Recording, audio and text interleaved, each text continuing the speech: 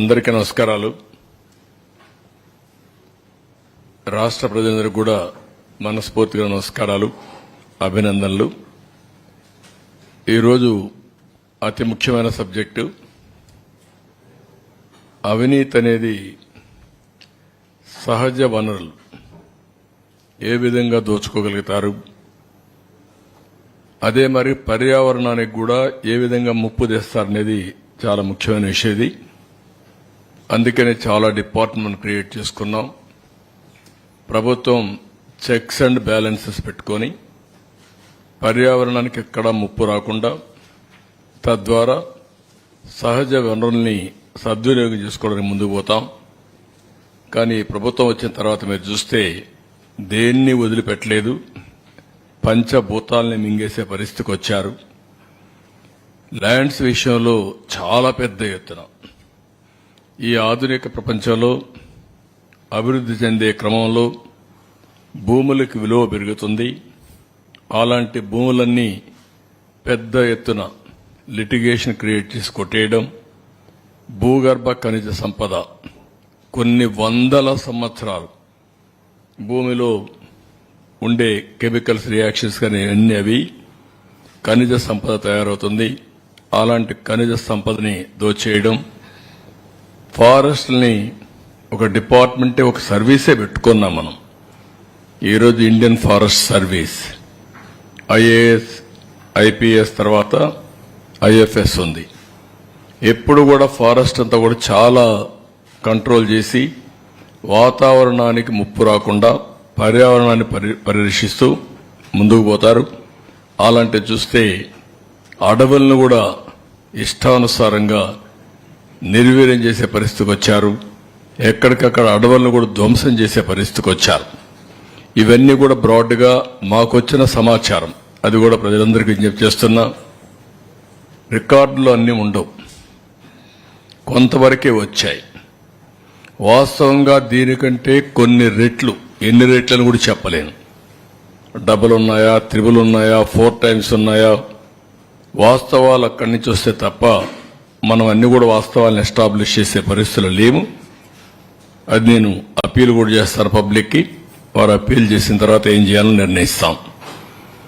Next, ఇక్కడ land భూములు, అదే మరి మైన్స్ మినరల్స్, అదే మరిగా అటవీ సంపద, ఈ 3 విషయాలు కూడా కూలంకుషంగా ఈరోజు మనం చర్చిస్తున్నాం. నెక్స్ట్,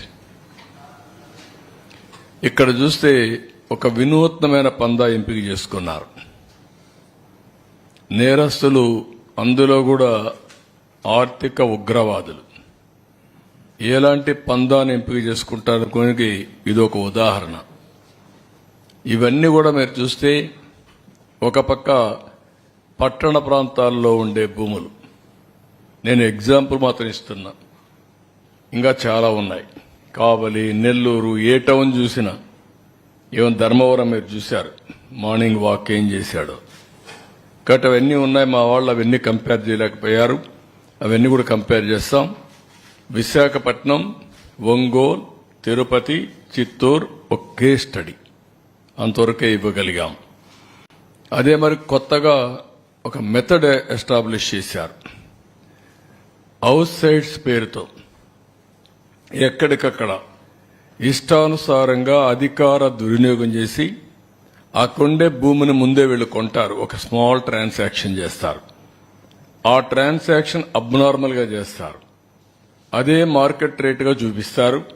దానికి 2.5 times డబ్బులు ఇస్తారు.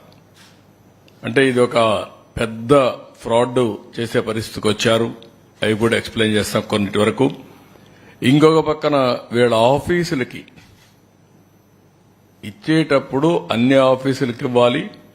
ఇక్కడుండే మీడియాకు కూడా మీకు కూడా ఎస్టాబ్లిష్ చేయలేకపోయారు. 22 ఆఫీసులు, 41 ఎకరా, ఎక్కడికక్కడ ఒక అడ్వాన్స్ ప్యాలెస్లు కట్టేసే పరిస్థితికి వచ్చారు. ప్రజాస్వామ్యానికే గంతలు కట్టే పరిస్థితికి వచ్చారు. మీ అందరూ కూడా ఎవరు ఎక్స్పెక్ట్ చేయనటువంటి పరిణామం తీసుకొచ్చారు. ఇంకొక పక్కన అసైన్మెంట్ ఆఫ్ ల్యాండ్, అనర్హులకి, వీళ్ళ కార్యకర్తలకి, వీళ్ళ ఎమ్మెల్యేలు, వీళ్ళ బినామీలకి ఇష్టానుసారంగా అసైన్మెంట్ ఆఫ్ ల్యాండ్స్ అన్ని ఇన్ఎలిజిబుల్ పర్సన్స్కి ఇచ్చారు. ఇంకొక పక్కన మీరు చూస్తే అసైన్డ్ ల్యాండ్స్, ఇది చాలా నేరం పిఓటి కింద. అలాంటి భూమిని వేరే వాళ్ళు ముందు కల్టివేట్ చేసుకొని వాళ్ళు రికార్డ్ చేసుకుంటే దాన్ని ఫ్రీ హోల్డ్ చేసి రెగ్యులరైజ్ చేశారు. అంటే ఇది ఎంత ప్రమాదం అంటే అంత ప్రమాదం. అలాంటివి చేశారు. అదే సమయంలో ఇంకా లాస్ట్ కొంచెం రీసర్వే పేరుతో భూముల బౌండరీసే మార్చేశారు. ఇంకొక పక్క ఏపీ ల్యాండ్ టైటిలింగ్ యాక్ట్, ఇది పరాకాష్ట. ఇంకెవ్వడికి భూమి మీద హక్కు లేకుండా భూములన్నీ దోచుకోవడానికి ఒక రాచబాటేసుకోవడానికి కార్యక్రమాన్ని ప్రారంభించే పరిస్థితికి వచ్చారు. నెక్స్ట్ ఇక్కడ మీరు చూస్తే మోడస్ ఆఫ్ ఆపరేషన్లో విశాఖపట్నం రామానాయుడు స్టూడియో, ఇల్లీగల్గా ఆ స్టూడియోకి ఇచ్చినటువంటి ల్యాండ్ని రెసిడెన్షియల్ క్లాసిఫికేషన్ చేసి దాంట్లో వాటా కొట్టేశారు. కడాన సుప్రీంకోర్టుకి వెళ్లే పరిస్థితికి వచ్చింది. సుప్రీంకోర్టు డైరెక్షన్ ఇచ్చారు. ఆ స్టేజ్కి వచ్చింది రామానాయుడు స్టూడియో. అక్కడ స్టూడియోలో నేనే ఇచ్చాను. ఆ రోజు రామానాయుడు గారితో మాట్లాడినప్పుడు విశాఖపట్నంలో షూటింగ్ చేస్తే బాగుంటుంది అనుకున్నప్పుడు హైదరాబాద్ తర్వాత విశాఖపట్నాన్ని ఒక సినిమా షూటింగ్లకు ఉపయోగించే విధంగా చేయాలనే ఉద్దేశంతో ఇచ్చాం. మంచి ప్లేసెస్ ఉన్నాయని అలాంటి దీంట్లో ఇది చేసే పరిస్థితికి వచ్చారు. ఇక్కడ హైగ్రీవా ల్యాండ్స్, ఇది మీరు చూస్తే 12 ఎకరాల 51 సెంట్లు. ఇది ఎప్పుడో ఆ ల్యాండ్ని వాళ్లకు ఇచ్చారు ఓల్డేజ్ హోమ్కి. దాన్ని రెసిడెన్షియల్ డెవలప్మెంట్కి మార్చి ఎంవివి సత్యనారాయణ ఎంపీ కోటేసే పరిస్థితికి వచ్చాడు. ఓల్డేజ్ హోమ్ను కూడా వదిలిపెట్టలేదు కడాన. మామూలు భూములు కాదు ఇవన్నీ, అలాంటి గనులు అన్నమాట వీళ్ళు. ఇంకో పక్క శారదాపీఠం, 1 లక్ష రూపాయల ఎకరా, ఆడైతే మంచి వాల్యూ ఉంది. 40 కోట్ల 50 కోట్ల తెలియదు, 15 ఎకరాలు కొత్త వలస భీముల్లో. ఇంకొక పక్క షాహీ హియరింగ్ కేర్ అని 1 ఎకరా 15 కోట్లుంటే ఫ్రీగా వీళ్ళ సొంత సొమ్ము అయినట్టు దానం చేసే పరిస్థితికి వచ్చారు. నెక్స్ట్ ఇంకో పక్క దస్బల్లా ల్యాండ్స్, వాళ్ళకి ఆ భూములు వచ్చాయి.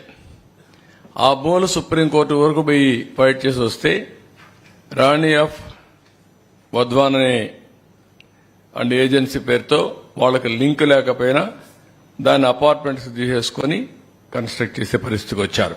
It is total illegal. వీళ్ళు ఇష్ట ప్రకారం బలవంతంగా ఆర్మ్ ట్విస్ట్ చేసి ఆ భూ కబ్జా చేసి వీళ్ళు అపార్ట్మెంట్స్ కట్టే పరిస్థితికి వచ్చారు. ఎంవివి ఎంకే హౌసింగ్, ఈ హౌసింగ్ చూస్తే ఎంపీ ఇంకా అద్దె లేదు, ఏమైనా చేయించేనా. అక్కడ అపార్ట్మెంట్ డెవలప్మెంట్ కోసం 10 ఎకరాల 57 సెంట్లు ఏది కోరమన్నపాలెం ల్యాండ్ ఓవర్స్ చీట్ చేసి 0.96% ప్రాజెక్టుల షేర్. ఎక్కడైనా ఇది జరుగుతుందా ప్రపంచంలో అడుగుతున్నారు. అంటే ఎంత దౌర్జన్యం, ఎంత అరాచకం, ఎంత విధ్వంసం అంటే ఇవన్నీ పరాకాష్ట అన్నమాట. ఇంకో పక్క ఎంవివి పీక్ పర్మిషన్ ఎంవివి బిల్డర్స్కి ఇచ్చి టైటిల్ డిస్ప్యూట్ని ఇగ్నోర్ చేసి 65 కోట్లు TDR given out of turn ఇచ్చి ఇలాంటి ఇర్రెగ్యులారిటీస్ నేను చెప్పేటి కొన్నే చెప్తున్నా, టైం కూడా అంత ఉండదు కాబట్టి ఇంకా రాను రాను అవన్నీ ఎస్టాబ్లిష్ చేస్తాం. ఈ 3 నెక్స్ట్ ఇవి ఆ టైప్ ఆఫ్. ఇంకొక పక్క ఇది ఒంగోలు 101 కోట్ల రూపాయల ఆస్తి.